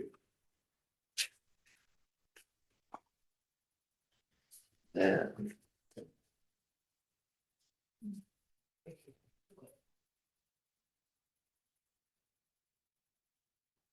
So the next item on our agenda is the air park easement and surplus city property. Good evening, Honourable Council and Mayor. I have a short presentation on this topic. And it really ties into, literally, the Springbrook sewer. Did you get that pun? That was good, right? It ties into the Springbrook sewer line. I know, stand-up is not my gig. The problem, the Springbrook sewer line is fed from two sources. And I've got pictures in a minute showing this. There's an older line running to the north, and there's a new forced main coming in from new development running west. Infiltration gets into the older pipe in the northern section. So there is I&I water coming in that area. When that sewage meets the forced main run in the wintertime, Then it surcharges the pipe, which means it backs up to the nearest manhole, and this shows you what I'm talking about. And then we get our sewer spills that have occurred recently, last few years. The area with the older pipe is shown here in green, and the location where the spills have been happening is the lower arrow. And does the laser actually work on this? I don't think this has ever worked. Nope. Okay, so the brown line that runs left to right across the bottom, that is the force main. So that's pumping sewage, thank you. That's pumping sewage to the left as you look at it, and it's joining the Springbrook line running north-south. Yep. So that's basically a confluence of two sewer lines. The north-south one being the one that is getting overloaded only when we have one of these intense rain events. Okay, that's the background. So this is us now zooming in on that location, which is where the manhole cover pops. So contaminated water is ending up coming out here, and it's spilling across, and it's getting into this contaminated regional stormwater detention pond ultimately. And it's turned out recently to be quite a lot of sewage for the most recent event. And the thing is that as we continue to have more territory, more properties coming in, should I say, coming into the city that are feeding the forced main, we're adding more volume to the forced main. While at the same time, we're still having the same sewage coming from north-south. So we're adding more burden to this pipe each time we add more Crestview development, etc. And that's the nexus of the problem. Now, the issue is getting worse, and ideally, I really want to start to act when we get funds again next biennium. I'm going to detail a concept in the next few slides that may enable us to move very quickly. And it would go through Sportsman's Air Park. To carry out that approach, we're going to need an easement, and the land is extraterritorial to Newberg in Yamhill County. This is needed so as to move on to design and survey work ahead of the next biennium. In other words, I would like to have some design and survey work done so we can do construction as soon as possible in the new budget cycle. I've added a very theoretical image of a possible new line route. Now, I want to give credit where credit is due. This idea is not mine. This was Russ Thomas's idea. And he just came up with this idea, and I think it's very interesting. So if you have a look, here is a zoom in on part of this, and this is somewhere in that green area, there would be this new sewer line. And the sewer line would connect and go up north and replace some of the existing pipe that takes us up further north from 219. But the cool thing is that you're going through what is in effect a greenfield site. That means you can move quickly, you can control your gradient depth, and it's more of a straight shot. And that matters because you get higher sewage velocity, and for the same size of pipe, you can get more capacity. And that future-proofs us for a long time from this extra development that's coming in off to our right-hand side up past Springbrook. Now, here is some more information. First and foremost, the proposed alternative to the existing sewer main along Springbrook and Highway 219 would involve a massive disruption to the businesses. So in other words, if we don't do it this way and we're zigzagging down through the industrial estate, it's going to be tremendous delays. We're going to have long closures on Highway 219. That means we have to have ODOT permits to do long closures, at least one lane at a time. That's hard. Secondly, creating a new line with a more direct route would enable us to have higher capacity to avoid the zigzag. Okay, so here's the zigzag. This is even more clarifying. If you look at this, you can see that the red line is the theoretical new sewer line that runs through a mostly greenfield site, and it doesn't have a lot of sharp angles in it. It's a straight shot. I already know it's 11 to 20 feet below grade for the total course. Now, that's not a surveyed number, so don't hold me to that, but that's what we think it would be. And it would deposit the sewage out at the bottom, joining one of our really big pipes that goes into the wastewater treatment plant. So that is the concept. Far less challenging, less disruptive, less roads dug up, no impact on the state highway because we can bore under the state highway, less permitting required from ODOT, and faster. Thank you, Russ.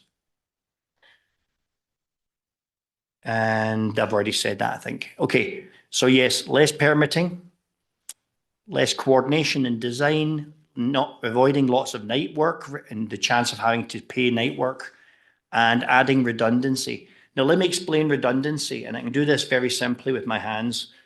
The existing sewer line is going to be at a slightly lower elevation than the connecting higher one. It's like a gate. So if we get too much sewage that's going through the other path through the industrial estate, it will rise up to this hole here.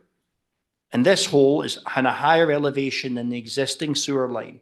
So when this is filling up, it will then go down the new line. So the old line will still exist, and the old line will still service the businesses that are all the way down through that industrial estate.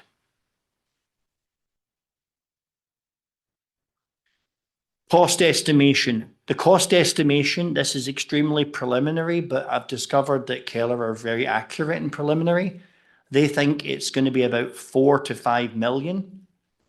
Time is of the essence since new pipe projects have been coming in economically lately.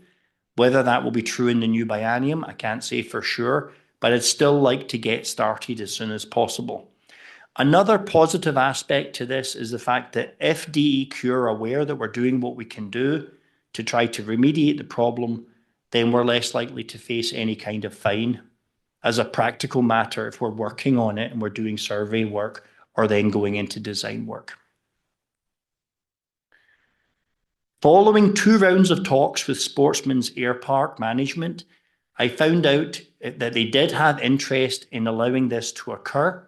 We negotiated on what would be a reasonable fee for this consideration. I also got some advice from Keller Engineering on approaches to solving the issue, and I was able to find out what Northwest Natural paid them, the air park, for a similar easement about a decade ago.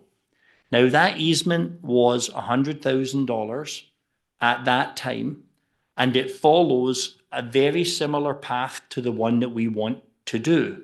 So actually, Keller's advice is that we would put this sewer line a few feet off of that pipe and on a slightly different gradient, which works anyway, because we want to go a little deeper, and that we would follow the same path. It would go down along the side of the runway, basically. And there's already another line that's there, which they've got an easement agreement for. So this isn't a surprise to them, and it wasn't a shock. They have graciously agreed to working towards an easement agreement on the following basis. First of all, after some discussions, they seem it would be reasonable for it to be $90,000 to cover access and maintenance needs in perpetuity. And secondly, they've asked about 2 small parts of land that are owned by the city, and they're just south of the runway. And that gives you the data and the county tax numbers for those bits of land. Now, due to the complexity of the adjacent airfield overlay and the lack of any city purpose for this land, using this to keep the easement price rational seems to make sense to me. And you cannot build things in this location because it is in the flight path of landing aircraft. So their purpose, I believe, for wanting this is that they would make sure that nobody ever built anything there because it would badly impact their business. As the city attorney has taught me through a previous process. In order to execute this sort of agreement for the reasons listed, we would have to first declare the land surplus and form an easement agreement with Sportsman's Air Park, 2 separate steps. This is very positive as they're considering this proposal to bring the issue to a close, perhaps within just a few more sewage spills, which is how I'm thinking about it. And that shows you where those scraps of land are. Now, when I did my land inventory of all city-owned land back in 2023, this was one which I identified as being of no value. And ideally, we would like to get rid of this land. Doesn't have a use to us, but we are holding the liability if something ever happened there. So not an advantage to us. At this point, before I do some work, obviously with Miller Nash, I'm looking for council approval in the form of a motion to be able to know that this meets your intent and go ahead and start working on the legal steps. Any questions, folks? Well, I like this idea and I think we ought to move on it as soon as possible. I guess the only question I have is that land, I mean, they're probably going to accept it just for the heck of it, but they're really looking at the 90,000 because you can't build anything. It's in the flight path. So that land really isn't of value to anybody. Why would they even want to take it? Do we have to as some part of a legal way in order for us to give them that 90,000? Is that part of why we're doing this? It's not legally entangled with the cash part of the deal. It's just something that they want to tidy up their adjacent land holdings. And I think probably it's more on the side of putting their mind at ease that nobody will try and do something silly with it in the future, which could impact their business.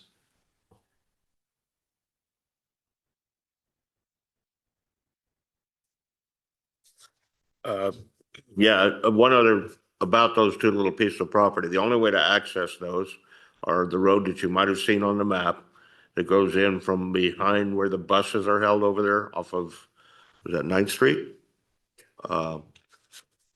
And what's deceptive here is the amount of elevation change. That road that leads down there probably drops, what, 50 feet? In a very short period of time, so it's not even a good road. The only thing we use it for is to access our pump station down there. Useful for sewage because it will accelerate towards.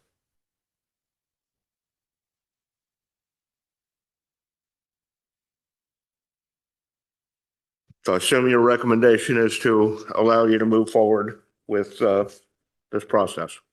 Yes, sir. I'm seeking a move to authorize staff to initiate negotiations and other legal actions required to obtain an easement for a new sewer line to include a land surplus action. Is there any further discussion? Go ahead.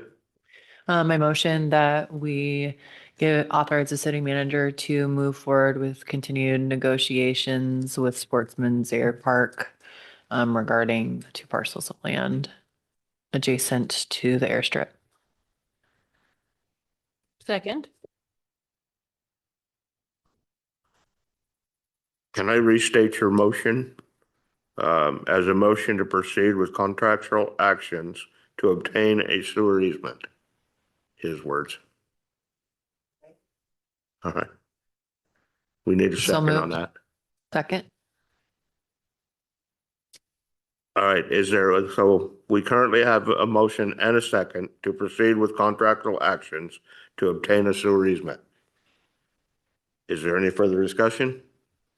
Seeing none, all in favor signify by saying aye. Aye. Aye. All opposed? Motion passes unanimously. I'm sorry, the only reason I wanted to restate is because I couldn't remember what you said.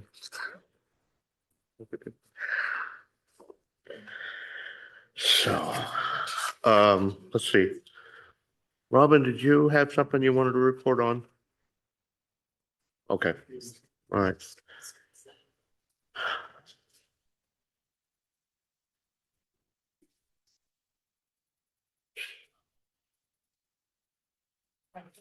So now we have the item 9.3, street seats program review. Thank you, Mayor. Good evening, Scott Siegel, Community Development Director, and I'll be brief because this program that has been in place since 2015 has seen very little activity. And that's before you this evening because the Street Seats pilot program, as it was titled back in 2015, was scheduled to sunset, and then it was extended 3 times since then because it was being used earlier on. Ruddick and Wood was the most recent applicant, and as you may recall, their street seat was removed not too long after the restaurant closed. And in discussions with the new tenant, now they haven't expressed any desire to use that or to reinstall a street seat. There was only one other application for one other proposal that was being considered, and that was the social goods property during the pandemic, I believe. So what are street seats? They're really a way to use on-street parking spaces for outdoor dining for the most part. And the areas where this is allowed are only in the downtown, the C3 zone, and not on Hancock or East First Street, not on any state highway, so really just the cross streets. And the sort of the concept behind it is that it supports retail and restaurant vitality, activates the streetscape, invites people to engage in that in a way that they might not otherwise if you're limited to seating inside a building space. The reality is it just hasn't been used all that much. We do have cafe seating that people will put out and take back in along the sidewalk that seems to be used here and there, and in areas where there is clearance along the sidewalk, that seems to be a good option. I think the main sort of concerns or considerations that the council expressed during the last updates or renewals of this were whether we were encroaching into downtown parking in a way that was counterproductive. And so as part of the council report, I did include a copy of the Downtown Newberg Parking Study and Management Plan that was prepared back in 2013. And that has some data. They did a parking utilization study. They looked at all different quadrants of the downtown. And overall what they found at that time, although the study really focused on spring, I think it was April and May. So they looked at Camellia Festival and the Wednesday market. They found that overall parking was not close to the 85% capacity that was identified as a threshold for rescinding this program. However, there are spot locations in the downtown, as I'm sure you're aware, where on-street parking is really at a premium. At times, the public lot along 2nd Street is full. So it's not, that we do have, at least that study found we do have adequate parking, but they didn't look at, the peak summer activity. So, there's some question about whether that is a concern. But I think the more salient question is really, without a lot of demand for this program, is it something that the council wishes to continue? I think, you have 3 options at least. One option would be just to allow it to expire in August and do nothing. We do allow the cafe seating, as I mentioned. Another option would be to extend it for another 2 years. And, the administrative piece of it is already complete. We're able to operationalize it if someone walked in the door and wanted to apply. A third option would be to allow it to go dormant, allow the pilot program, so to speak, to sunset as an administrative permit. But if someone were to express interest and contact the city, say, I'd really like to do that, well, then we would bring that request to council. It wouldn't be an administrative policy or decision process. It would be a sort of an ad hoc request that would come to council. I guess the disadvantage of that is that it's slower because of process of placing an item on the agenda and going through the adoption of a resolution every time you do something like this. I think the advantage in keeping it in place is just it's another tool in the toolbox. If the previous experience was not, or if the previous experience was acceptable to you, notwithstanding the follow up and the follow through that we needed to do to see that structure was removed, which it ultimately was. If that was acceptable, then I'd recommend extending it for another 2 years.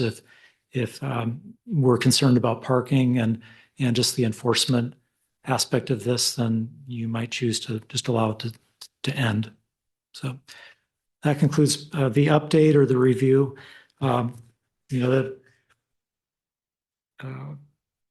We're seeking direction. So if you wanted to make a motion, we'll take your direction on that. If you choose not to act on it, then the program will sunset in August.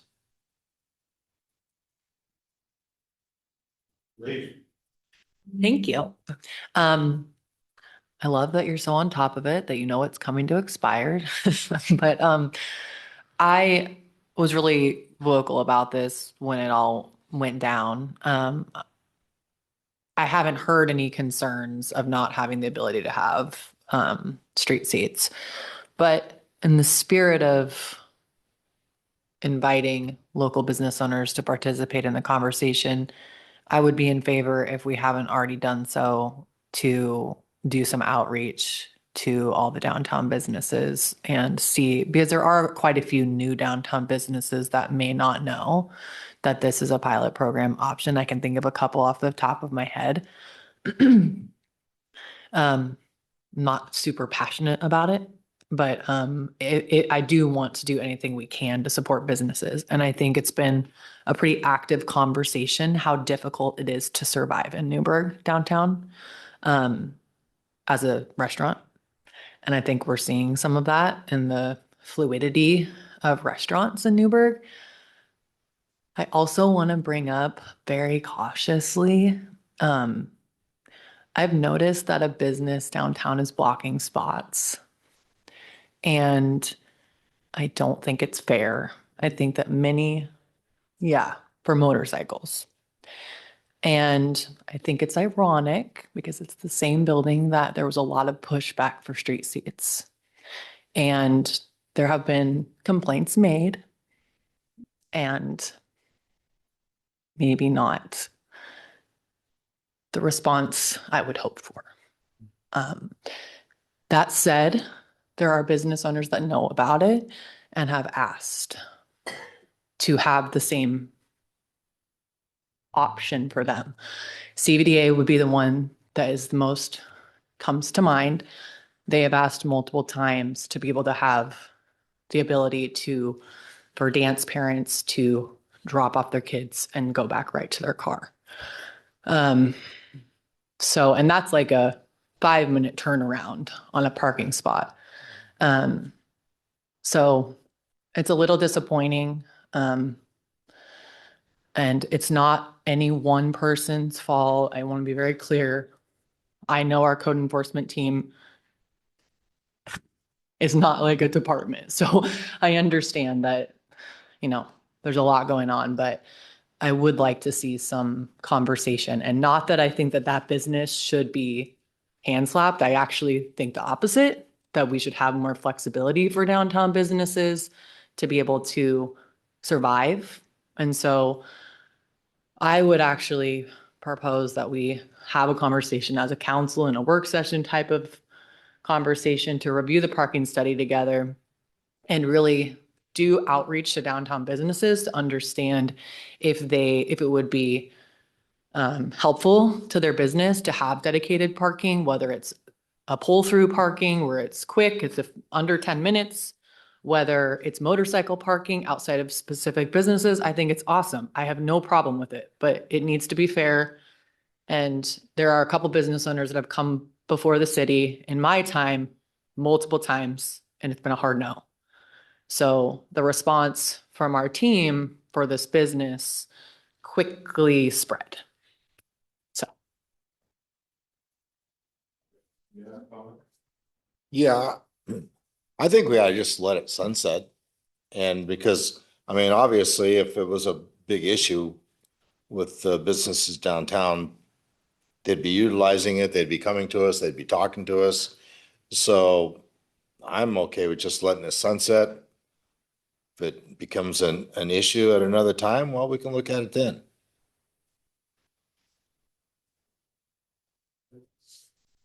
I was of the same mind before the meeting started, but if there's not administrative work involved for your department, Scott, I would propose perhaps having another 2-year extension. And maybe it is important that we let some of these newer restaurants know about it as a possible option. I think keeping it in that trial stage, if you will help us address parking situations later. If we say, well, it's not going to work anymore, we really do need all the parking spots. This is kind of a halfway middle ground. I just want to echo what Councilor Kilberg said. I agree with her. I guess I would echo if there's not any cost associated with keeping it and having something in place that is there if businesses become interested. And then I know it is probably forever away, but the magical day when there is more of a bypass and maybe less traffic and ODOT has money to do the road downtown, that might also impact interest in something like this, knowing that that might be a dream state at this point in time. I am concerned about parking. Most of our shops are full downtown and I've had to walk several blocks just to be able to get into a downtown store. So that is a concern. Also, a citizen brought it up that we're not charging a fee. We have a permit, but we're not charging, it's premium retail space and we're not charging the restaurant owners any fee. So if we do keep it, I would want to look at that. And we have discussed the fee thing, I think before. So yeah, if we don't sunset it and we keep it on, I would want to look at a fee. But I also am concerned about parking. I mean, I could just sunset it. I'm not that in favor of it, but anyway, if we did keep it, I think there should be a lease or something like that. Did we not, we discussed something like that, correct, Will? May I, Mr. Mayor? The concept was floated before and it was discussed, but at that time, I think there just wasn't a lot of certitude around what the right price would be or. Yeah, I believe that currently there's just an there's an application fee. I think it's $150. So that's what I've seen. I was real glad to see the seating in front of Ruddock Wood go away when it finally did, because it was an eyesore at that point. It had fallen into, it was beginning to fall into disrepair. I don't like the idea of charging for a parking space, no matter what to use, because then you're giving somebody a right to use public property for their exclusive use. And I just don't think that's a great idea. So I would be in favor of letting it sunset. And I've never heard of anybody blocking. Okay, I mean, that's a totally separate issue. I would like to talk more about that in the future. I think a work session item for that would be a very good idea. That's all news to me. So thanks for bringing that up. So any further discussion on this? So it looks like we're divided, so we better have a vote as to decide what to do with this. So I guess I should say it doesn't look like we're all in agreement. It's going to make a motion unless that's premature. I move we extend it for another 2 years. What you didn't call it trial, but Yeah, Councilor Kilberg, this would be directing staff to return with a resolution that would formally extend it, if that were your correct. motion. Yeah. I'll second it. Okay, it's been moved and seconded to recommend to staff that they consider renewing it for another 2 years. Is there any further discussion? Robin? So Mayor, your opinion is if we extend this and someone applies to put it and takes up, I don't know, 3 or 4 parking spots, you don't think they should have to pay? They should just pay the $150 permit fee and then they have an extension of their business at no charge? That would be the result if we extended it and didn't, whether we charge or not. It's two separate issues for me. I don't like the idea of letting people use exclusively public property like streets and so forth. That's my opinion. So I'm going to vote that we let it sunset. So I will vote on no on this, but yeah. Any further discussion?